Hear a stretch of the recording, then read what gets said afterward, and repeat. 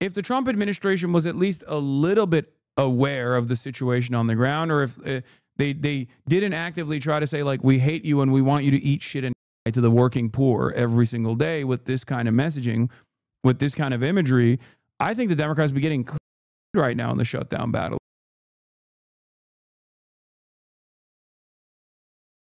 To the way that people reflect on the Trump administration has actually been the ballroom shit. I can't believe it, but it does feel like the electorate broadly got annoyed with the ballroom.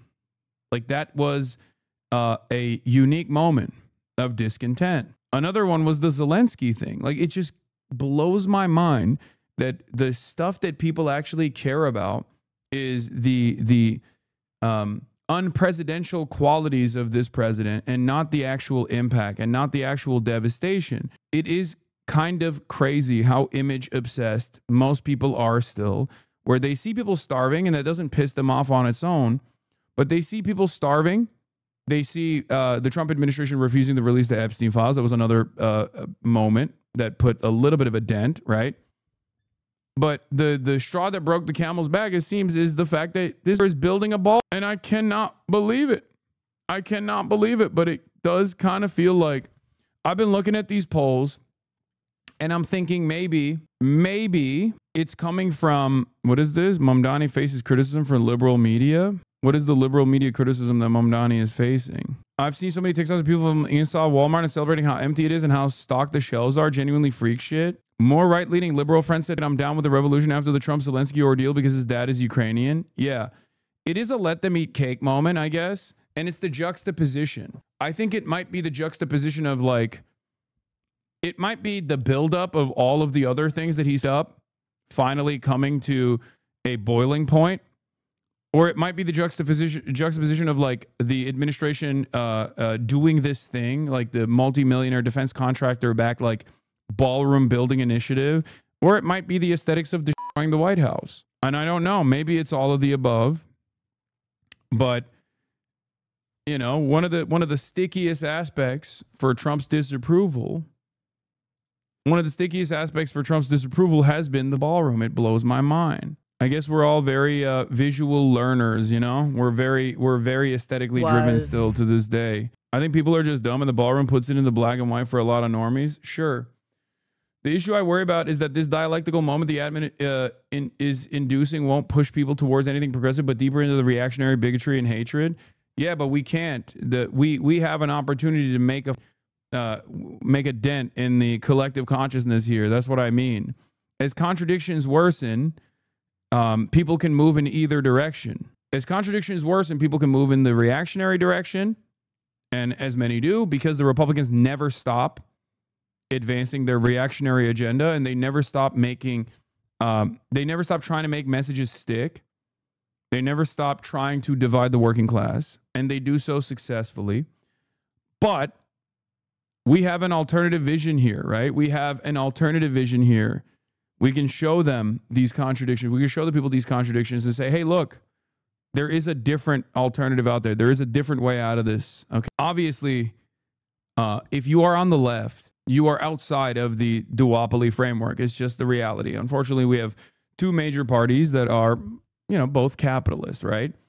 But at least one allows an opening for anti-capitalist candidates to run. So like I always say, you got to exhaust all options and also simultaneously continue applying pressure to the one party that has a base that is more malleable and is a base that is more open-minded and a base that might actually find themselves to be closer to your worldview, closer to an anti-capitalist vision than they previously thought they were. That's where we're at. But yeah, Argentine President Javier Milei doing the Trump dance in Mar-a-Lago after getting a $40 billion bailout. Meanwhile, Trump won't renew subsidies for American health care. They're laughing in your face as they steal your money and make you suffer. This is true. It's ridiculous. They're dabbing on us. I can't in good conscience understand why. They're doing this, by the way. I genuinely can't. Like, it blows my mind. It makes me feel somewhat crazy. Just like I can't understand why the Trump administration would, on the one hand, try to fix the price of meat, okay? the price of beef in general, because they identify that as a pressure point. They identify that as like a point of anger and resentment. But which, by the way, ironically, also Argentina is involved in as well, because instead of addressing the monopoly that exists in the meat packing side of things and in the beef side of things, they're just like they just tried to flood the markets with Argentinian beef, right? Which frustrated a lot of American ranchers. So there's that too. But on the one hand, they're doing stuff. They're doing initiatives to try and break up the monopolies now, because they realize that there's a lot of discontent on that front, because there's a lot of anger in how expensive beef has gotten, right? It's one of the major points. But also on the other side, they are actively and successfully stopping. They're actively and successfully stopping by way of the Supreme Court, issuing an emergency order to temporarily block full SNAP food aid payments. Like, that blows my mind. I am not the only one who noticed. Yeah. I said, I swear to God, he's trying to start riots in this country so he can mobilize the military, declare martial law, and halt elections permanently. I cannot see another reason for this kind of cruelty. I can't understand it. It makes no sense. Like, they're trying the glorious time for the oligarchs in the roaring 20s. There is no rhyme or reason to do this. It just doesn't make sense. It literally doesn't make sense. Unless they are basically just, they're like bots, and they just are fans of history and they want to repeat it or something. I don't get it. I do not understand it. Trump and his cronies do not think they need consumers anymore. They think AI and robots will save them from everyday people. They want to subjugate it, and they will push escalation after escalation. We are on our own. Like, the Great Gatsby themed Halloween party is obviously one of those examples. Like, aesthetically, they are doing a horrible job. So horrible that even the Democrats, who are not the best communicators, at least on the leadership side, have still been able to come out of this like shutdown battle with the Republicans being held responsible. If the Trump administration was at least a little bit aware of the situation on the ground, or if they didn't actively try to say, like, we hate you and we want you to eat shit and die to the working poor every single day with this kind of messaging, with this kind of imagery, I think the Democrats would be getting right now in the shutdown battle. If the Republicans were a bit more competent and less overtly evil, that would be a much more difficult battle to overcome. One that I don't think the Democrats currently are capable of fighting.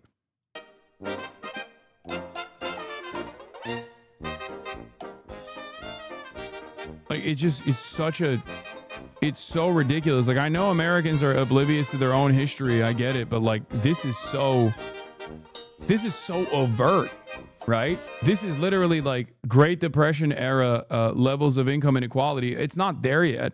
The conditions have not gotten there yet, right? But like, this is precisely what happened 100 years ago. We are straight up relitigating age-old battles.